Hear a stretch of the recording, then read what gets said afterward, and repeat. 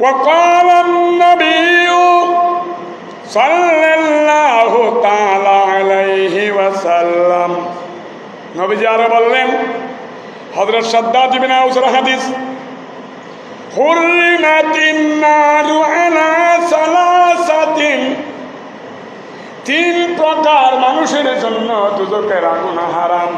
কয় প্রকার মানুষ? তিন প্রকার মানুষ।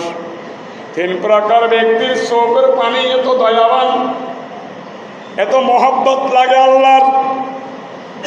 কাদের? আইনুন বাকাত মিন খাশিয়াতিল্লাহ, যে আল্লাহর বান্দা আল্লাহর ভয়ে বেশি বেশি কান্দে, পরকালের ভয়ে কান্দে, কবরের ভয়ে কান্দে, কিয়ামতের ভয়ে কান্দে, পুলিশের হাতে কিভাবে পার হবো সে ভয়ে কান্দে, হাসরের ময়দান